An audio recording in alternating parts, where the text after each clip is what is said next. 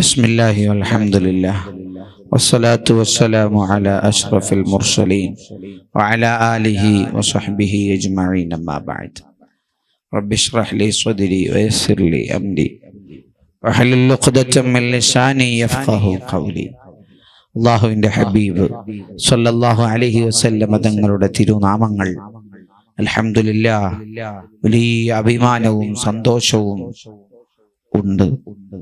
ഒരുപാട് നാമങ്ങൾ നമുക്ക് ചർച്ച ചെയ്യാൻ കഴിഞ്ഞല്ലോ. നമുക്കിത് ചർച്ച ചെയ്യാനൊന്നും യോഗ്യതയില്ല. പഠിക്കാനോ പകർന്നു നൽകാനോ യോഗ്യതയില്ലാത്തവരാണ്, എലിജിബിലിറ്റി ഇല്ലാത്തവരാണ് നമ്മൾ.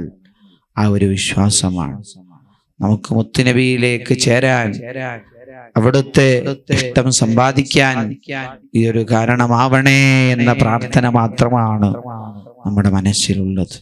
അള്ളാഹു പൂവണിയിച്ചു തരട്ടെ, നമ്മുടെ ഖൽബ് അല്ലാഹു നന്നാക്കി തരട്ടെ. മറ്റൊരു നാമം നമുക്ക് പരിശോധിക്കാം. വാസിലുൻ.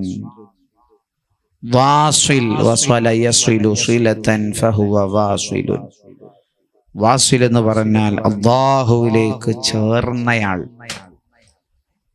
അല്ലാഹുവിലേക്ക് മുറിഞ്ഞു ചേർന്നയാൾ, അല്ലാഹുവിലേക്ക് പൂർണ്ണമായി ലയിച്ചയാൾ.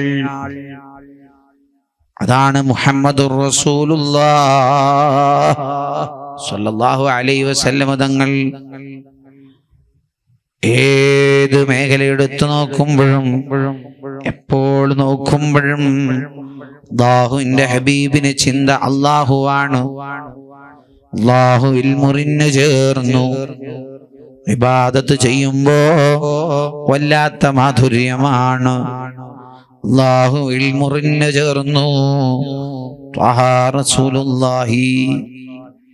എവിടെയും എപ്പോഴും അല്ലാഹ് എന്ന ചിന്ത മാത്രമാണ്.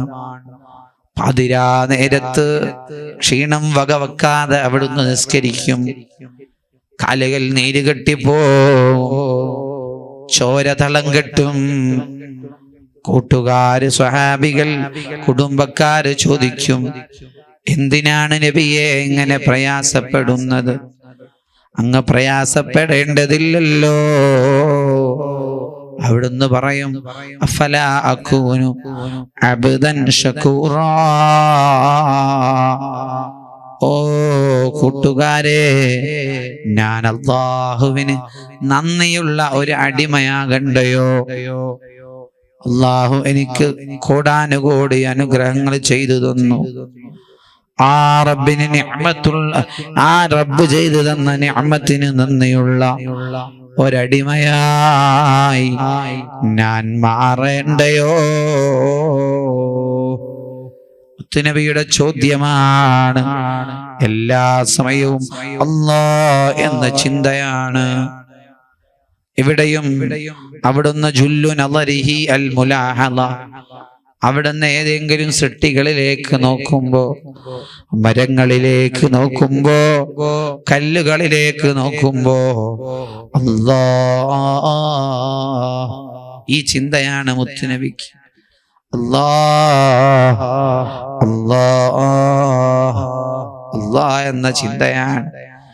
ഈ സൃഷ്ടി മുഖേന സൃഷ്ടാവിനെ അറിയാനാണ് മുത്തുനബി ആഗ്രഹിക്കുന്നത്. മുത്തുനബി പരിശ്രമിക്കുന്നത് അതിനു വേണ്ടിയാണ്. സൃഷ്ടികളിലൂടെ സൃഷ്ടാവിനെ കണ്ടെത്താനുള്ള മാർഗമാണ് മുഹമ്മദുർ റസൂലുള്ളാഹ്. എല്ലാ വസ്തുക്കളും കണ്ടാൽ നിരീക്ഷിക്കും, നല്ല ശ്രദ്ധയോടെ നോക്കും. റബ്ബിന്റെ ഖുദ്റത്ത് എത്രമാത്രമാണ്, വല്ലാതെയുണ്ടല്ലോ. മുത്തുനബി അത് ചർച്ച ചെയ്യും, അത് ചിന്തിക്കും, കൂട്ടുകാരോട് ചർച്ച ചെയ്യും. മുഹമ്മദുർ റസൂലുള്ളാഹ് അല്ലാഹുവിൽ മുറിഞ്ഞു ചേർന്ന ആളാണ്, അല്ലാഹുവിൽ ലയിച്ച ആളാണ്.